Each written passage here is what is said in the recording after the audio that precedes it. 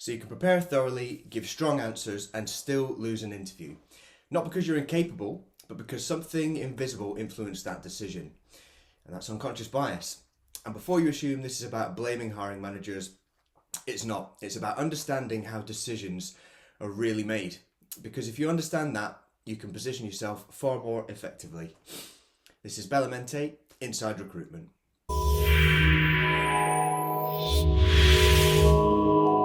So I've worked in recruitment across multiple industries, both agency and in-house, including leadership roles. I've also coached senior managers who believe that they're excellent at interviews. And I've heard the same phrases repeatedly. And those are things like, sometimes you just get a feeling about someone, or most of the time, I know within the first 5 minutes whether they're right. I don't think those statements are necessarily said with bad intent. They're actually said with confidence. And that is perhaps the exact issue that we're talking about here. Because what feels like instinct is often bias operating at speed. So what actually is unconscious bias? Well, unconscious bias is a mental shortcut. It's the brain doing what it's designed to do, really. It's making quick decisions, and it's looking for familiarity. It looks for patterns. It looks for signals that feel safe or competent. And in an interview setting, that can mean people are influenced by things like accent, tone of voice, level of confidence, communication style, or similarity to themselves. None of this requires somebody to be unfair on purpose, but it does affect the outcomes. And when the market's competitive, small margins decide who gets hired. Maybe you're thinking, what are the most common interview biases then? Well, let me break down a few that you should probably understand. So first of all, there's affinity bias. So we naturally warm to people who feel similar to us. That warmth can be misinterpreted as capability. There's confirmation bias. An early impression's created and the brain starts collecting evidence to support that. If your first answer is slightly unclear, the panel might subconsciously listen for more weakness. But if it's strong, they might listen more generously. We've also got first impression anchoring, which kind of ties into that. So the first few minutes set the tone anytime you meet someone, particularly in interviews, and it's very difficult to completely reset that anchor. So whatever impressions you leave early, that's what can stick through the entirety of that interview, even without the interviewer being consciously aware. There's confidence bias. So strong delivery is often mistaken for strong competence.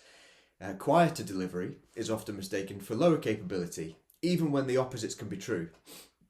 And then there's culture fit. So sometimes this genuinely means alignment of values and behaviours, but sometimes it simply means familiarity, felt comfortable. And if we don't understand this, we can misread the outcome. So how do we create a shift? Well, here's the part that matters. You can't eliminate bias from an interview room, but you can reduce ambiguity. Okay, bias thrives in vagueness. Bias thrives when panels have to fill in the gaps. So your job is not necessarily to be charismatic, it's to be clear. But obviously a little charisma can help you as well. Because clarity forces decisions to be based on evidence. So let me give you a little bit of direction on how to structure your answers in an interview to try and minimize the effect of unconscious bias and drive that clarity that's needed. Many of you will know the STAR method: situation, task, action, result. And it works to a degree. It gives shape to answers. The refinement that I would encourage is slightly different though. So I like to think about context, action, impact, learning. Why the adjustment? Well, for me, through my experience, STAR answers can spend a little bit too long on situation, task, and then rush the result. The panel already assumes that there was a task. What they want to understand is what you actually did. What changed because of you, and what that tells them about how you think. So impact keeps the focus on evidence. Learning demonstrates self-awareness and maturity. It shows growth. And growth typically reduces hiring risk. So if you already use the STAR technique, keep that discipline, but let's try and elevate it slightly. Reduce the background, increase the action, be explicit about impact, and then end with insight. Now, let me give you some quick tools to help. If you're a candidate, three things protect you from bias more than anything else. One is structure every answer, even if the question feels conversational. Two, be specific. Avoid statements like, I work well under pressure. Very typical things that people say, but doesn't have a lot of a kind of depth to it. Instead, say things like, in the last quarter, I managed this thing alongside this thing and prioritized using this one and delivered A without missing a deadline. Evidence is very hard to ignore. And the third is manage your pace. Slow, deliberate speech signals control. Perhaps I might or might not be doing that here. Rushing signals uncertainty, even if the content is strong. Body language also matters. Posture, eye contact, stillness. I'll do a full episode on body language and interview presence because that deserves that full depth. And when we do, I'll link back to this conversation on bias. Because how you physically present yourself can either reinforce or reduce the assumptions people make. So here's the challenging bit. What do you do if you sense bias is influencing the room? If you feel you're being interrupted or the energy shifts, don't panic. Return to clarity. Use language such as, let me summarize the outcome.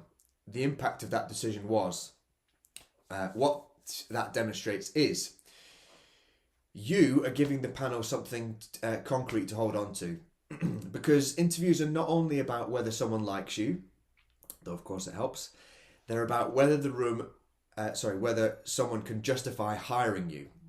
So make that justification as easy as you possibly can. I want to acknowledge hiring managers in this as well. So if you hire, this is where professional standards matter. If you've ever said, I just had a feeling, or I knew quite quickly, maybe pause. Define criteria before the interview begins. Score against evidence, not against your instinct. Challenge your first impressions. Okay, so ask yourself, what exactly did they say that links to performance in this role? If you can't articulate it, you might be reacting to comfort, not competence. And comfort doesn't always build strong teams. So to finish with, it's important that understanding unconscious bias does not make interviews perfect, but it does make you more strategic. It shifts you from hoping to being deliberate. In the next episode, we're going to talk about why highly capable professionals still fail interviews. And it's not because they lack skill. It's because typically they don't know how to translate what they do into something panels can score. If you want to improve your interview or how you hire, then subscribe. Because what we're doing here is we're not covering surface level tips. We're breaking down how decisions are actually made. I'll see you in the next one.